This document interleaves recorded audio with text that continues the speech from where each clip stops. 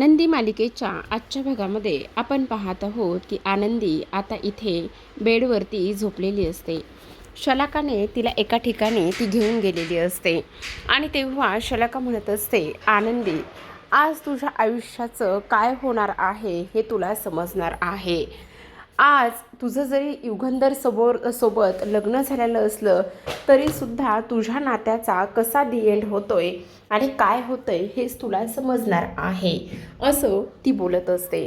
तर आता दुसऱ्या बाजूला इकडे आनंदी गायब झाली आहे आणि त्याचसोबत इथे हे जो काही विद्याधर आहे त्या विद्याधरला मात्र इथे अर्चीनं पाहिलेलं असतं आणि अर्चीनं विद्याधरला पाहिल्यानंतर आता इकडे सर्वजण पोलीस स्टेशनमध्ये गेलेले असतात.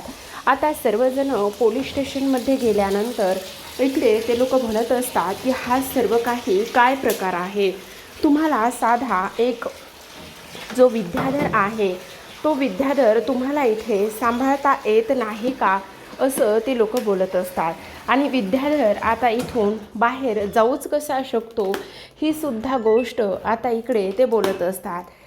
त्याच वेळेला विद्याधर आता इथे आलेला असतो आणि जेव्हा विद्याधर येतो त्यावेळेला विद्याधर जोरातच ओरडतो आणि म्हणत असतो, तिकडे कोण आहे, कोणाची एवढी हिंमत झालेली आहे की इकडे मला अशा पद्धतीने बोलायला लागलेले आहेत. सांगा ना, कोण आहे तिकडे. ह्या विद्याधरच्या विरोधामध्ये एवढं मोठं पाऊल कोणी उचललं आहे, असं तो बोलत असतो.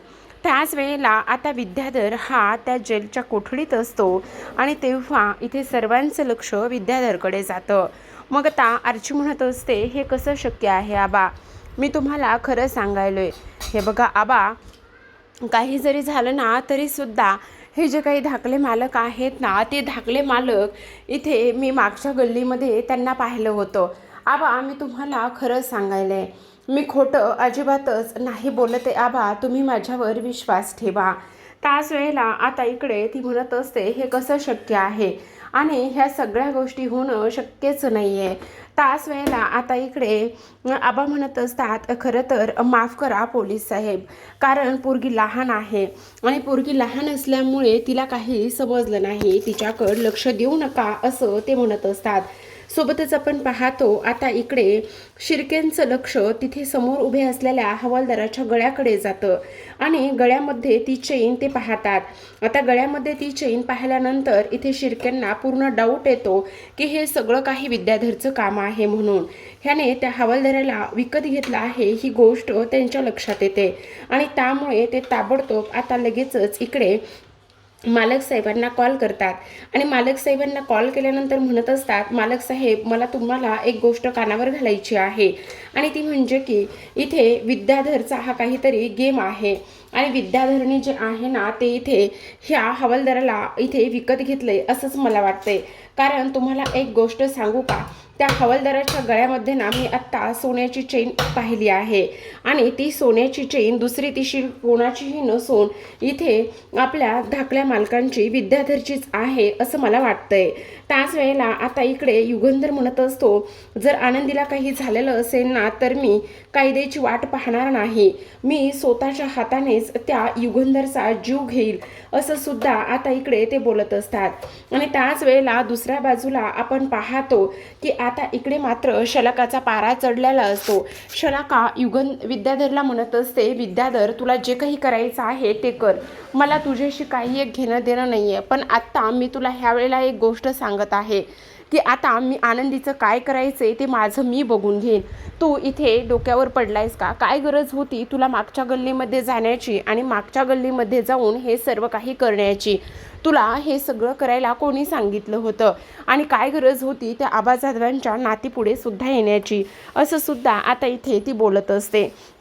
त्याचबरोबर इकडे आता तो म्हणत असतो, नेमकं तुम्ही इथे काय करणार आहात आनंदीचं. तेव्हा ती म्हणत असते, आता तू मला सांगू नको काय करायचं आहे आणि काय नाही ते मी माझं मी बघून घेईल, असं सुद्धा आता इथे ती बोलते. त्याच वेळेला आपण पाहतो दुसऱ्या बाजूला मात्र शिर्के हे युगंधर समोर जातात आणि शिर्के म्हणत असतात, हो मी तुम्हाला तेच सांगतोय, आनंदी तिथून ठेवलेल्या ठिकाणाहून गायब आहे आता काही झालं तरी आनंदीला शोधावं लागणार आहे असं शिर्के म्हणत असतात. आणि तेव्हा दोघेही जण ताबडतोब तिथून बाहेर पडतात. आता दोघेही जण तिथून बाहेर पडल्याबरोबर आपण पाहतो इथे शिल्पा म्हणत असते, काय रे युगंधर, कुठे निघालेला आहेस आणि मला काहीच न सांगता तुझी निघून जाण्याची हिंमत कशी झाली? ताईच्या डोळ्यात डोळे घालून बघण्याची आणि बोलण्याची तुझी हिंमत नाही का? असं काय घडलं आहे?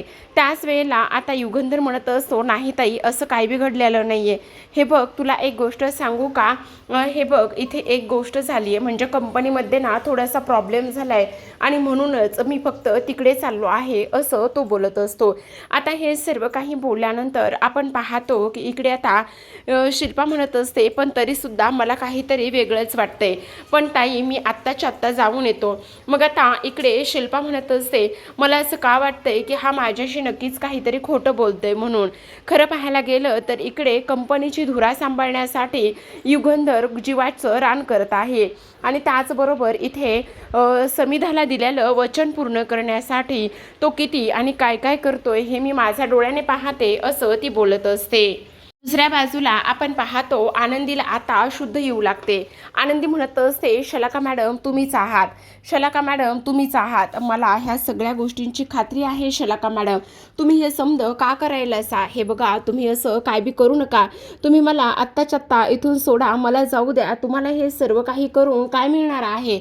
मला इथून जाऊ द्या, का करताय तुम्ही असं? म्हणून आनंदी ओरडत असते आणि मला तुम्ही कुठं आणलेला आहे असं सुद्धा ती आता इथे विचारत असते. त्याच वेळेला शलाका म्हणत असते, तो आत्ताच्या आत्ता आहे त्याच स्थितीत इथे राहायचं आहे. आता खरं सांगू का आनंदी, इथे तुझा तर तुझ्या मोठ्या साहेबांनी, मोठ्या मालकांनी इथे तुझा गृहप्रवेश करून घेतला नाही, पण आता तुझा गृहप्रवेश कसा करायचा, कुठे करायचा हे मी ठरवणार आहे. आता बघ, मीच तुझा गृहप्रवेश करते असं ती बोलत असते आणि त्यानंतर मात्र आता ती आनंदीला घेऊन निघालेली असते. दुसऱ्या बाजूला आपण पाहतो आता शलाका हे निंबाळकरांच्या घरामध्ये, बंगल्यामध्ये येऊन पोहोचते आणि त्यानंतर जोराजोरातच आवाज देत असते, सर्व निंबाळकर कुठे गेले आहेत? सर्व निंबाळकर बाहेर या, बाहेर या असं म्हणून ओरडत असते. आणि त्याच वेळेला आता ही शलाका इथे नेमकी कशी आली असा प्रश्न घरातील सर्वांना पडतो. आता शिल्पाचं तर बोलणं अगदीच त्या पद्धतीचं आहे. मग आता शिल्पा म्हणत असते, अगं ए औदशे, तुझी इथे येण्याची हिंमत कशी आहे? अगं तू जर माझ्या साधं घराकडे पाहिलंस ना तरीसुद्धा मी माझ्या घरावर गोमूत्र शिंपडते आणि आज तर तू माझ्या घरामध्ये पाऊल टाकला आहेस, मग आता तर मला काय करावं लागेल असं शिल्पा म्हणत असते. आणि त्याचबरोबर शलाका म्हणत असते, हो का ताई साहेब, अहो ते द्या हो सगळं सोडून, मी तर इथे कशासाठी आले हे जर कारण तुम्हाला कळलं ना तर तुमच्या पायाखालची जमीनच सरकणार आहे. तेव्हा शिल्पा म्हणत असते, का आणि कशासाठी आलेले आहे सांग तू? अगं औदशे, तुझी इथे येण्याची लायकीसुद्धा नाही आहे, तू आत्ताच्या आत्ता इथून चालती हो. हे बघ, मला तुझं काय बी ऐकायचं नाही आहे, तुला सांगितलंय ना मी की तू इथून चालती हो म्हणून. तेव्हा ती म्हणत असते, अगं शिल्पाताई जरा ऐकून तरी घे, हे बघ एवढा राग येणं बरा नव्हे, जरा माणसाचं दोन शब्द ऐकून घ्यायला हवेत, मी काय म्हणते ते एकदा ऐकून तरी घे तू. अगं तू एवढं तुझ्या भावाच्या जीवावर उड्या मारतेस, एवढ्या सगळ्या काही गोष्टी तू इथे करतेस, पण खरंच तुला असं वाटतं का की तुझा भाऊ खरंच त्या सगळ्या गोष्टींच्या लायकीचा आहे म्हणून? हे बघ जरा तोंड सांभाळून बोल शलाका, कळलं का? कोणाविषयी बोलतेस, काय काय बोलतेस हे सगळं काही तुला कळतंय का? त्याच वेळेला ती म्हणत असते, अगं तेच तर सांगायले मी, तुझ्या भावाने काय केले हे तुला माहिती नाही आहे, काय केले माझ्या भावाने असं विचारल्याबरोबर आता ती लगेचच आनंदीला आवाज देते. मग आता आनंदी तिथे आल्यानंतर इथे ही जी शिल्पाताई आहे ती म्हणत असते, ही कोण पोर आहे? त्याच वेळेला इथे ती म्हणत असते, कोण पोर आहे ही? अगं हीच पोर आता तुझ्या जीवाला घोर लावणार आहे, हीच पोर तुझ्या जीवाला घोर लावणार आहे. पुन्हा पुन्हा शलाका तसं म्हणत असते. म्हणजे अगं म्हणजे काय? म्हणजे तुझ्या मोठ्या भावाने म्हणजेच युगंधर निंबाळकरने ह्या पोरीशी लगीन केला आहे.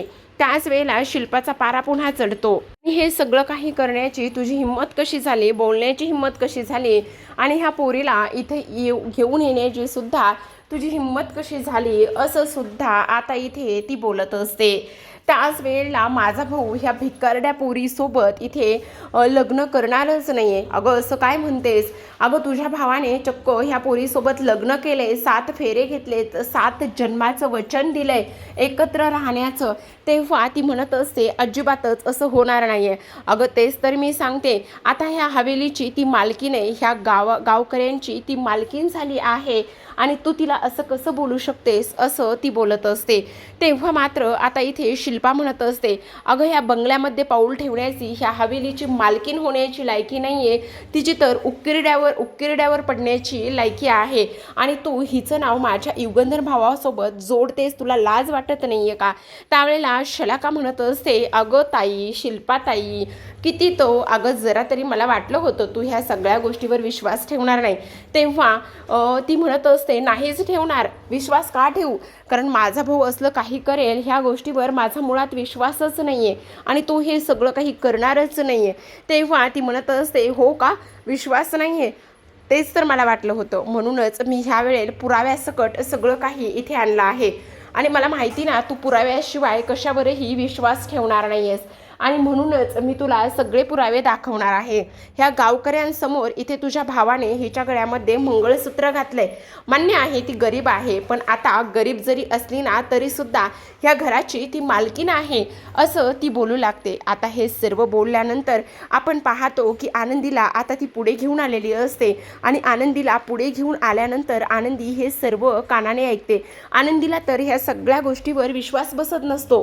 नेमकं हे काय चाललंय, कशामुळे चाललंय आणि त्याचबरोबर मालक साहेबांनी ह्या सगळ्या गोष्टी कोणाच्या विरोधात जाऊन केल्यात आणि मला फसवलंय का, असा आनंदी पुन्हा विचार करू लागलेली असते. पण आता मात्र तिच्याकडे कोणत्याही प्रश्नाचं उत्तर राहिलेलं नसतं. आता इकडे आपण पाहतो शलाकाने व्हिडिओ प्ले केलेला असतो, ज्या व्हिडिओमध्ये स्पष्टपणे दिसत असतं की आता इथे हा जो युगंधर आहे तो युगंधर आनंदीच्या गळ्यामध्ये मंगळसूत्र घालतोय, तिच्यासोबत सप्तपदी घेतोय आणि त्यानंतर शलाका म्हणत असते पूर्ण गावकऱ्यांनी इथे आता त्या दोघांवरही इथे अक्षता टाकलेला आहे आणि सगळ्या गावकऱ्यांच्या साक्षीने युगंधरनी तिच्या गळ्यामध्ये मंगळसूत्र घालून तिला ह्या हवेलीची मालकीण बनवलेलं आहे. असं जेव्हा ती बोलते त्याच वेळेला आईसाहेबांच्या हातामध्ये असलेला इथे काचेचा ट्रे जो आहे तो ट्रे, त्यामधील एक ग्लास खाली पडतो आणि त्या ग्लासाचे पूर्ण तुकडे झालेले असतात. आता मात्र इथे शिल्पाची बोलती बंद झालेली असते. आनंदीने मात्र आत्तापर्यंत तोंडातून एकही शब्द काढलेला नसतो. फक्त आनंदी इथे भगेलची भूमिका बजावत असते. आता जेव्हा आनंदी समोर येते त्यावेळेला शिल्पा तिची काठी हातामध्ये उचलते आणि त्यानंतर आनंदी समोर पकडते आणि म्हणत असते अजिबातच नाही, मी ह्या पोरीला माझ्या घरची सून मानतच नाही आहे. ही निंबाळकरच्या सून होण्याच्या योग्यतेची नाही आहे, लायकीचीच नाही आहे आणि काही जरी झालं तरी मी ह्या पोरीला ह्या घरामध्ये घेणार नाहीये, असं ती बोलत असते. तेव्हा शलाका म्हणत असते हो का, मग आता मला एक गोष्ट सांगा, ही पोरगी फॅक्टरीत काम करणारी आहे, जर तुम्ही हिला ह्या घरामध्ये घेतलं नाही तर तुमचं काय होणार आहे?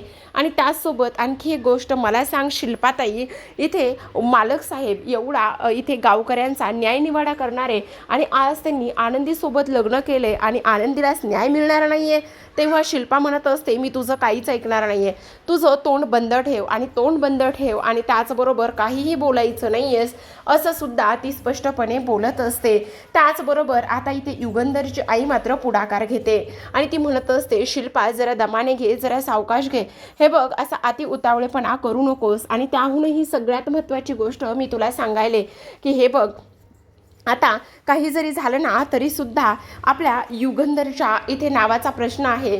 युगंधरने जर आता सर्वांसमोर ह्या पोरीसोबत लग्न केलेलं असेल तर मग आपल्याला माघार घेऊन चालणार नाही आहे. आणि त्याहूनही सगळ्यात महत्त्वाची गोष्ट आता इकडे शलाका म्हणत असते हो, ज्या इथे गावकऱ्यांसमोर इथे लग्न लागलेलं आहे तेच गावकरी आता इथे आलेले आहेत आणि त्याच गावकऱ्यांसमोर आता इकडे लग्नसुद्धा होणार आहे. मग आता त्या गावकऱ्यांसमोर लग्न झालंय तर त्या इथे आलेल्या गावकऱ्यांसमोर गृहप्रवेश होणार नाही हे कसं कसं शक्य आहे असं सुद्धा आता इकडे ती बोलत असते. त्याचबरोबर आता इकडे गावातल्या बायका म्हणत असतात, हो आनंदीला न्याय मिळालाच पाहिजे, आनंदीचा गृहप्रवेश झालाच पाहिजे. ह्या बायकाच इथे आनंदीला न्याय मिळवून देतील. काही जरी झालं ना तरी सुद्धा आनंदी आनंदी आता ह्या घरामध्ये तू प्रवेश करणारच आहेस, तुझा गृहप्रवेश सुद्धा इथे होणारच आहे असं सुद्धा आता इथे ती लोक बोलत असतात. आता हे सर्व काही बोलल्यानंतर शिल्पा मात्र चिडत असते. ती म्हणत असते, नाही हे सगळं मी होऊ देणार नाही. काही जरी झालं ना तरी सुद्धा ह्या सगळ्या गोष्टी होणार नाहीयेत असं ती बोलत असते. मग आता तिथे जमलेल्या सगळ्या बायका आवाज उठवतात आणि म्हणत असतात, आनंदीला न्याय मिळालाच पाहिजे. काही जरी झालं तरी सुद्धा आनंदी युगंधरची बायको आहे आणि तिला न्याय मिळालाच पाहिजे असं सुद्धा आता इकडे ती लोक बोलत असतात. आता हे सर्व काही झाल्यानंतर मात्र इथे आता युगंधरची आई म्हणत असते, थांब जरा शिल्पा, हे बघ असं काय बी करू नकोस. अगं वेडीयस का? त्या पोरीसोबत जर युगंधरने लग्न केलेलं असेल आणि त्या पोरीसोबत युगंधरने लग्न केलेलं असेल आणि त्यानंतर जर आपण तिला ह्या घरची सून म्हणून स्वीकारलं नाही तर मग मात्र खूप मोठा प्रॉब्लेम इथे होऊ शकतो. हे बघ असलं काय बी करून आपल्याला चालणार नाही आहे. तुला मी काय सांगायले ते एकदा तू ऐकून घे. आता मात्र जो व्हिडिओ इथे प्ले होतो आणि तो व्हिडिओ प्ले झाल्यानंतर इथे आता तिची बोलती बंद झालेली असते. तिला काय बोलावं काय नाही ह्या गोष्टी मात्र अजिबातच समजत नसतात. ती विचार करून थकलेली असते. ती विचार करत असते, काय करू नेमकं आता, हे सगळं काय होऊन बसलेलं आहे. एकाने नाही तर सर्वांनी तो व्हिडिओ पाहिलाय आणि त्यामुळे मात्र आता काय बोलावं आणि काय नाही ह्या सगळ्या गोष्टी अजिबातच इथे आता समजत नसतात. त्याचबरोबर इकडे जेव्हा युगंधरची आईसुद्धा तो व्हिडिओ पाहते तेव्हा मात्र तिलासुद्धा फारच मोठा धक्का इथे बसलेला असतो. ती विचार करू लागते की आता आपल्याला 2 पावले मागे आल्याशिवाय चालणार नाही आहे. पण इथे ह्या शिल्पाला सुद्धा आपण काही केल्या गप्प केलं पाहिजे. जर शिल्पा असंच कंटिन्यू बोलत राहिली तर मग प्रॉब्लेम होऊ शकतो असं सुद्धा आता इथे ती बोलत असते.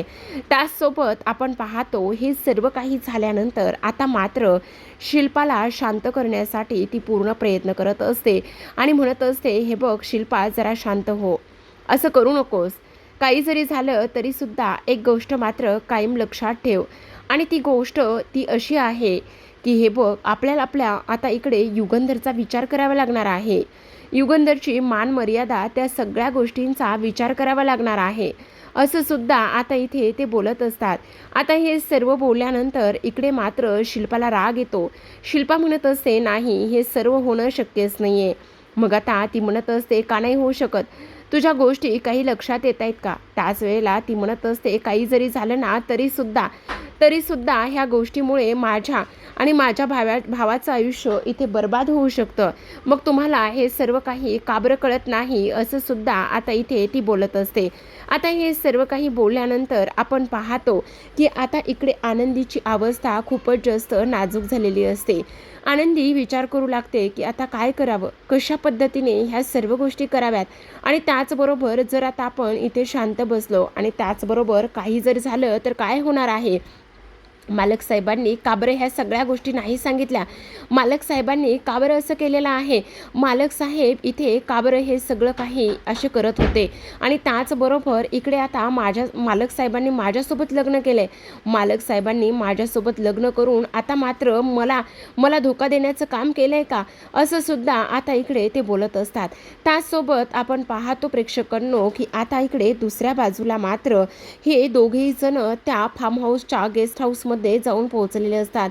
फार्म हाऊसच्या गेस्ट हाऊसमध्ये जाऊन पोहोचल्यानंतर इथे आता आनंदी तिथे नसते आणि आनंदी तिथे नसल्यामुळे आता इकडे युगंधर आणि त्याचबरोबर शिर्के म्हणत असतात, नेमकी आनंदी कुठे गेली असेल आणि आनंदीला आता शोधायचं कसं, हा प्रश्न त्यांना पडलेला असतो. आणि हा प्रश्न त्यांना पडल्यानंतर आता आपण पाहतो की इकडे लगेचच तो वॉचमॅन म्हणत असतो, त्याचं काय झालंय तुम्हाला एक गोष्ट सांगू का, हे बघा एक प्रॉब्लेम झाला इथे मी पहाराच देत होतो, पण अचानकच माझ्या पाठीमागे कोणीतरी आलं आणि माझ्या डोक्यामध्ये त्यांनी जोरातच काठी टाकली आणि डोक्यातच काठी टाकल्यामुळे मला नेमकं काय चाललंय काय नाही ह्या सगळ्या गोष्टी अजिबातच समजल्या नाही आहेत, असं सुद्धा आता इथे तो बोलत असतो. आता हे सर्व काही बोलल्यानंतर आपण पाहतो की इकडे लगेचच दुसऱ्या बाजूला मात्र ही जी काही आनंदी आहे तिचा गृहप्रवेश करण्यासाठी ही लोक तयार झालेली असतात आणि आनंदीचा गृहप्रवेश करण्यासाठी तयार झाल्यानंतर आता इकडे शेवटी शलाका म्हणत असते, वा मानलं बरं का, खरंच इकडे लाज राखावी इज्जत राखावी तर ती कोणासारखी, तर फक्त आणि फक्त इकडे युगंधरच्या ह्या घरातल्या लोकांसारखी, असं ती बोलून आता पुन्हा एकदा ह्या लोकांना वेठीस धरत असते. आपण पाहतो प्रेक्षकांनो की आता हे सर्व काही झाल्यानंतर इकडे आनंदी उंबरठ्यावर उभी असते. आनंदीच्या समोर आता मापटं ठेवण्यात आलेलं असतं आणि त्याच वेळेला आनंदी आता इकडे गृहप्रवेश करून आतमध्ये येत असते. जेव्हा आनंदी गृहप्रवेश करून आतमध्ये येत असते त्यावेळेला मात्र आनंदीचं तेच टायटल सॉन्ग इथे प्ले झालेलं असतं, जे की आनंदी या मालिकेचंच टायटल सॉन्ग आहे. आणि तेव्हा आनंदी आता इथे एक एक पाऊल टाकून आतमध्ये येत असते आणि तेव्हा आनंदीला त्या सगळ्या गोष्टी आठवू लागतात. कशा पद्धतीने आता इकडे ती लहानाची मोठी झाले, त्याचबरोबर इकडे आता तिचं लग्न लावून दिलं आणि त्यानंतर मात्र तिचा आता इकडे गृहप्रवेश होत आहे. ह्या सगळ्या गोष्टी आनंदीला आता इकडे आठवू लागतात. जेव्हा आनंदी आता इथे समोर येते आणि आनंदी समोर आल्यानंतर आपण पाहतो की आता लगेचच इथे जी शिल्पा आहे ती मात्र तिथून निघून जाते. आता शिल्पा तिथून निघून गेल्यानंतर इकडे मात्र आपल्याला असं पाहायला मिळतंय की तिने लगेचच युगंधरला कॉल केलेला असतो. युगंधरला कॉल केल्यानंतर आता ती म्हणत असते, युगंधर तू कुठे आहेस, ताबडतोब इकडे यायचं आहे, समजलं. तेव्हा तो म्हणत असतो काय झालंय, तेव्हा ती म्हणत असते मी तुला आत्ता काही बी सांगणार नाहीये, पण तू मात्र ताबडतोब इकडे निघून यायचं आहेस, लवकरात लवकर, मला एक क्षणाचाही विलंब नकोय का मी तिकडे येऊ. त्याच वेळेला तो म्हणत असतो ताईसाहेब मी कंपनीमध्ये थोड्याशा कामासाठी आहे, नंतर आलं तर चालणार नाही का. मग आता ती म्हणत असते नाही आत्ताच्या आत्ता तुला इकडे यायचं आहे. असं बोलल्यानंतर आपण पाहतो की आता लगेचच इकडे युगंधरला प्रश्न पडतो नेमकं काय झालेलं असेल आणि ताईसाहेब एवढ्या काबरत चिडल्या असतील असा प्रश्न त्याला पडतो.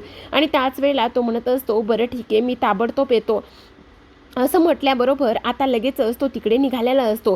आणि तेव्हा जाता जाता इकडे आता याला शिर्केंना म्हणत असतो, शिर्के साहेब जरा खूप मोठा प्रॉब्लेम झाला आहे वाटतं, कारण तुमच्या एक गोष्ट लक्षात येते का की इकडे आता ताईसाहेबांना काहीतरी समजले, आनंदी घरात नाही आहे आणि ताईसाहेब फार चिडल्यात, नेमका काय प्रॉब्लेम झाला असेल ना ते आपल्याला आता इकडे जाऊन शोधावं लागेल, असं तो बोलत असतो. आणि त्याच वेळेला आनंदी तर इकडे शलाकाने घरी तर घेऊन गेलेली नसेल ना असा सुद्धा प्रश्न आता इकडे त्याला पडलेला असतो. त्याचबरोबर दुसऱ्या भागामध्ये म्हणजे उद्याच्या भागामध्ये आपल्याला असं पाहायला मिळते कालचाच प्रोमो त्यांनी पुन्हा इथे रिपीट दाखवलेला आहे.